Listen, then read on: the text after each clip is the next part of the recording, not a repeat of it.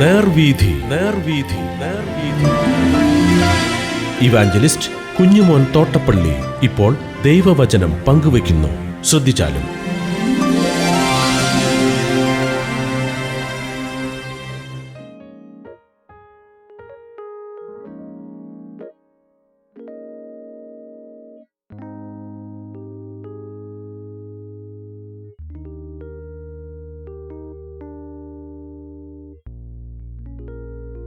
യെശയ്യാപ്രവചനം 28-ാം അധ്യായം ഞാൻ വായിക്കുന്നത് ശ്രദ്ധിച്ചാൽ.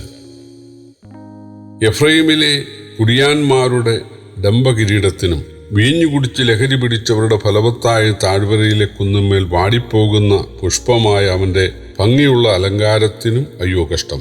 ഇതാ, ശക്തിയും ബലവുമുള്ള ഒരുത്തൻ കർത്താവിങ്കിൽ നിന്ന് വരുന്നു. തകർത്ത കൊടുങ്കാറ്റോടുകൂടിയ കന്മഴ പോലെയും കവിഞ്ഞൊഴുകുന്ന മഹാജലപ്രവാഹം പോലെയും അവൻ അവരെ വെറും കൈ കൊണ്ട് നിലത്ത് തള്ളിയിടും. എഫ്രൈമിലെ കുടിയാന്മാരുടെ ഡംഭകിരീടം അവൻ കാലുകൊണ്ട് ചവിട്ടിക്കളയും. ഫലവത്തായ താഴ്വരയിലെ കുന്നിന്മേൽ വാടിപ്പോകുന്ന പുഷ്പമായ അവന്റെ ഭംഗിയുള്ള അലങ്കാരം ഫലശേഖര കാലത്തിന് മുമ്പേ പഴുത്തും കാണുന്നവർ ഉടനെ പറിച്ച് തിന്നുകളയുന്നതുമായ അത്തിപ്പഴം പോലെ ഇരിക്കും. അന്നാളിൽ സൈന്യങ്ങളുടെ യഹോവ തന്റെ ജനത്തിന്റെ ശേഷിപ്പിന് മഹത്വമുള്ള ഒരു കിരീടവും ഭംഗിയുള്ള ഒരു മുടിയും ന്യായവിസ്താരം കഴിപ്പാൻ ഇരിക്കുന്നവന് ന്യായത്തിന്റെ ആത്മാവും പട്ടണവാതിക്കൽ വെച്ച് പടയെ മടക്കിക്കളയുന്നവർക്ക് വീര്യബലവും ആയിരിക്കും. എന്നാൽ ഇവരും വീഞ്ഞു കുടിച്ച് ചാഞ്ചാടുകയും മദ്യപിച്ച് ആടി നടക്കുകയും ചെയ്യുന്നു. പുരോഹിതനും പ്രവാചകനും മദ്യപാനം ചെയ്ത് ചാഞ്ചാടുകയും വീഞ്ഞു കുടിച്ച് മത്തരാകുകയും മദ്യപിച്ച് ആടി നടക്കുകയും ചെയ്യുന്നു. അവർ ദർശനത്തിൽ പിഴച്ച് ന്യായവിധിയിൽ തെറ്റിപ്പോകുന്നു. മേശകളൊക്കെയും ഛർദിയും അഴുക്കും കൊണ്ട് നിറഞ്ഞിരിക്കുന്നു. ഒരു സ്ഥലവും ശേഷിപ്പില്ല. ആർക്കാകുന്നു ഇവർ പരിജ്ഞാനം ഉപദേശിപ്പാൻ പോകുന്നത്? ആരെയാകുന്നു അവർ പ്രസംഗം ഗ്രഹിപ്പിപ്പാൻ പോകുന്നത്? പാലുകുടി മാറിയവരെയോ മുലകുടി വിട്ടവരെയോ?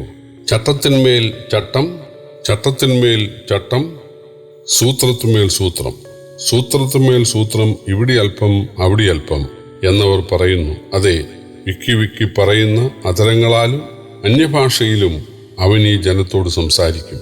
ഇതാകുന്നു സ്വസ്ഥത, ക്ഷീണിച്ചിരിക്കുന്നവന് സ്വസ്ഥത കൊടുപ്പീൻ, ഇതാകുന്നു വിശ്രാമം എന്ന് അവൻ അവരോട് അരുളി ചെയ്തു. എങ്കിലും കേൾപ്പാൻ അവർക്ക് മനസ്സില്ലായിരുന്നു. ആകയാൽ അവർ ചെന്ന് പിറകോട്ട് വീണ് തകർന്ന കുടുക്കിൽ അകപ്പെട്ട് പിടിപെടേണ്ടതിന് യഹോവയുടെ വചനം അവർക്ക് ചട്ടത്തിന്മേൽ ചട്ടം, ചട്ടത്തിന്മേൽ ചട്ടം, സൂത്രത്തിന്മേൽ സൂത്രം, സൂത്രത്തിന്മേൽ സൂത്രം, ഇവിടെ അല്പം അവിടെ അല്പം എന്നുമായിരിക്കും.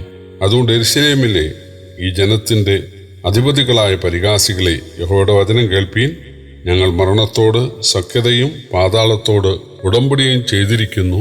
പ്രവഹിക്കുന്ന ബാധ ആക്രമിക്കുമ്പോൾ അത് ഞങ്ങളോട് അടുത്തു വരികയില്ല. ഞങ്ങൾ ഭോഷ്കിനെ ശരണമാക്കി വ്യാജത്തിൽ ഒളിച്ചിരിക്കുന്നു എന്ന് നിങ്ങൾ പറഞ്ഞുവല്ലോ. അതുകൊണ്ട് യഹോവയായ കർത്താവ് ഇപ്രകാരം അരുളിച്ചെയ്യുന്നു. ഇതാ, ഞാൻ സിയോനിൽ ഉറപ്പുള്ള അടിസ്ഥാനമായിട്ട് ശോധന ചെയ്ത കല്ലും വിലയേറിയ മൂലക്കല്ലുമായി ഒരു അടിസ്ഥാനക്കല്ലും ഇട്ടിരിക്കുന്നു. വിശ്വസിക്കുന്നവൻ ഓടിപ്പോകയില്ല. 28-ാം അധ്യായം വളരെ പ്രസിദ്ധങ്ങളായ വാക്യങ്ങളുള്ള ഒരു അധ്യായമാണ്. 10-ാം വാക്യം, ചട്ടത്തിന്മേൽ ചട്ടം, സൂത്രത്തിന്മേൽ സൂത്രം, ഇവിടെ അല്പം അവിടെ അല്പം എന്നവർ പറയുന്നു. 4-ാം വാക്യം, വിക്കി വിക്കി പറയുന്ന അധരങ്ങളാലും അന്യഭാഷയിലും അവൻ ഈ ജനത്തോട് സംസാരിക്കും. 16-ാം വാക്യം, ഇതാ, ഞാൻ സിയോനിൽ ഉറപ്പുള്ള അടിസ്ഥാനമായി ശോധന ചെയ്ത കല്ലും വിലയേറിയ മൂലക്കല്ലും ആയ ഒരു അടിസ്ഥാനക്കല്ലിട്ടിരിക്കുന്നു. വിശ്വസിക്കുന്നവൻ ഓടിപ്പോകയില്ല. 28-ാം അധ്യായം വടക്കേ രാജ്യമായ ഇസ്രയേലിനും തെക്കേ രാജ്യമായ യഹൂദയ്ക്കും എതിരായിട്ടുള്ളതാണ്. വളരെ സത്യമാണ്, ദൈവം രക്ഷിക്കപ്പെടാത്ത ആളുകളെ, ദുർമാർഗികളും അതുപോലെ ദൈവദോഷികളുമായ ആളുകളെ മാത്രമല്ല ശിക്ഷിക്കുന്നത്. പാപം എവിടെ കണ്ടാലും ദൈവം ശിക്ഷിക്കും.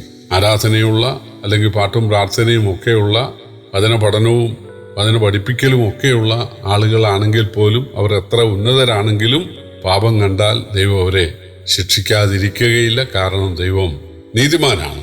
ഇസ്രായേലിനെ സംബന്ധിച്ച് അവര് കടുകട്ടി ദൈവവിശ്വാസികളാണ്.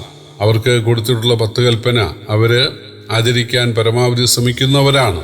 യാഗങ്ങളും പെരുന്നാളുകളും ദശാംശവും പരിച്ഛേദനയും ഉപവാസവും ഒക്കെയുള്ള ഒരു ജനപദമാണ്. പക്ഷേ അവര് കൂടുതൽ അറിഞ്ഞവരാണ്. കൂടുതൽ അറിഞ്ഞവരിൽ നിന്ന് ദൈവം കൂടുതൽ പ്രതീക്ഷിക്കുന്നുണ്ട്.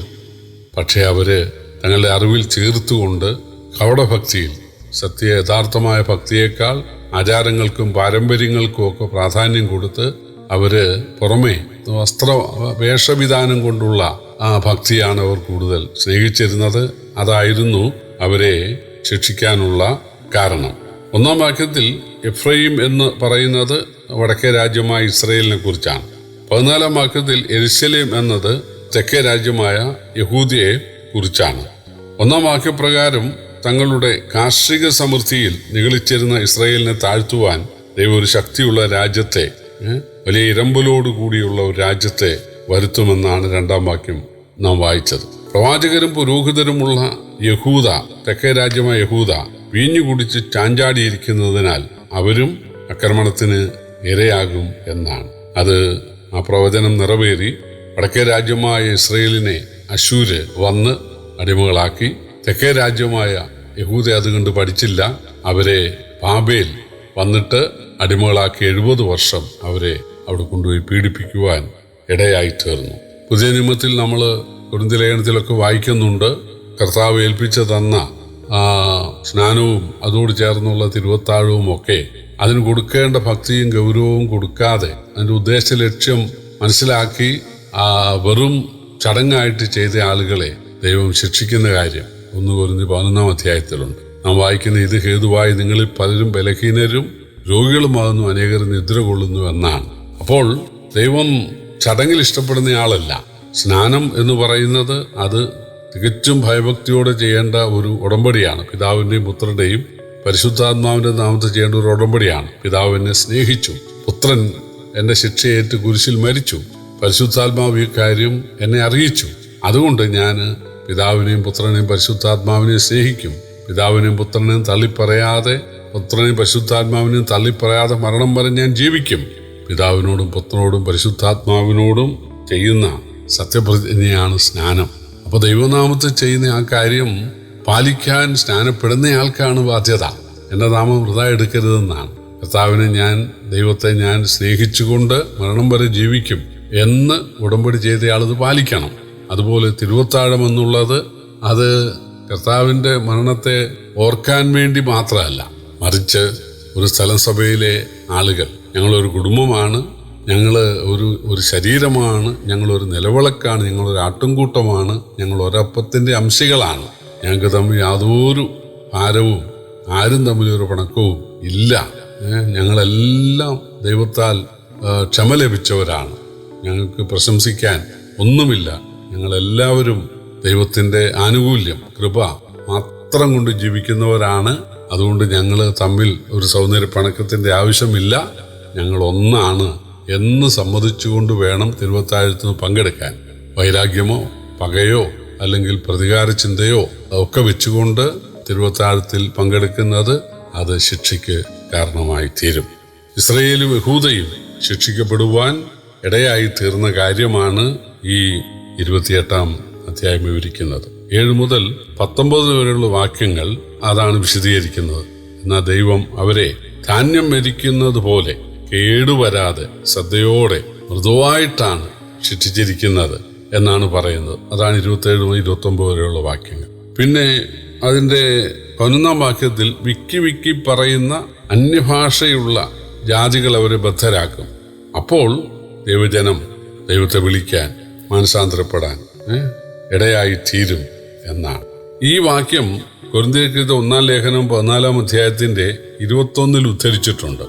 കൊരിന്ത്യ സഭയിൽ വ്യാഖ്യാനി വരാതിരുന്ന ദിവസങ്ങളിൽ അന്യഭാഷാപരമുള്ള ചിലര് അന്യഭാഷ പറയാനിടയായി. ആർക്കൊന്നും മനസ്സിലായിരുന്നില്ല. അതൊരു ശാപമാണ് എന്നാണ് പൗലൂസ് പറയുന്നത്. അന്യഭാഷയുള്ള ജാതികളുടെ അടുത്തേക്ക് ഇസ്രായേലിനെ അയക്കുമെന്ന് ആവർത്തന പുസ്തകം 28 ഉണ്ടായിരുന്നു. യെശയ്യാവ് പ്രവചനം 28 അത് ആവർത്തിച്ചു. അത് സംഭവിച്ചു. അവർ അശൂരിലേക്കും ബാബേലിലേക്കും ഒക്കെ പോകാനിടയായി.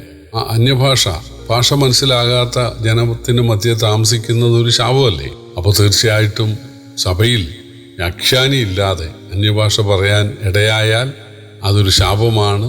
അതുകൊണ്ട് ഒരു പ്രയോജനവും ഇല്ല എന്നാണ് പൗലൂസ് ഇവിടെ പറയുന്നത്.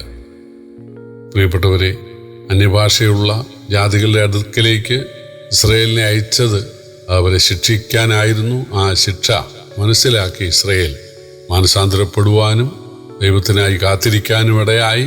ദൈവം അവരെ സന്ദർശിച്ചു, അവരെ മടക്കി വരുത്തുവാൻ ഇടയായി. അത് അവർക്ക് ഭാവിയിൽ നൽകാൻ പോകുന്ന ദൈവരാജ്യത്തിൻ്റെ ഒരു ചിത്രമായിരിക്കും എന്ന് പറഞ്ഞാണ് ഈ അധ്യായം അവസാനിക്കുന്നത്. അതിൻ്റെ 16-ാം വാക്യത്തിൽ, ഞാൻ സിയോനിൽ ശോധന ചെയ്ത മൂലക്കല്ലിടും, അവനിൽ വിശ്വസിക്കുന്നവൻ ഓടിപ്പോകുകയില്ല, അല്ലെങ്കിൽ അവൻ ലജ്ജിച്ചു പോകുകയില്ല എന്നാണ് എഴുതിയിട്ടുള്ളത്. പത്രോസിൻ്റെ ലേഖനം 1 പത്രോസ് 2:5 അത് ഉദ്ധരിച്ചിട്ടുണ്ട്. യേശുവിനെ രക്ഷകനായി സ്വീകരിക്കുന്ന ആളുകൾ അവർ തീർച്ചയായിട്ടും ദൈവരാജ്യത്തിലെ സന്തോഷവും അനുഗ്രഹവും അനുഭവിക്കും എന്നാണ് പഴയ നിയമവും പുതിയ നിയമവും നമ്മെ പഠിപ്പിക്കുന്നത്. കർത്താവിൻ്റെ വലിയ നാമം എന്നും എന്നേക്കും വാഴ്ത്തപ്പെടുമാറാകട്ടെ. ആമേൻ.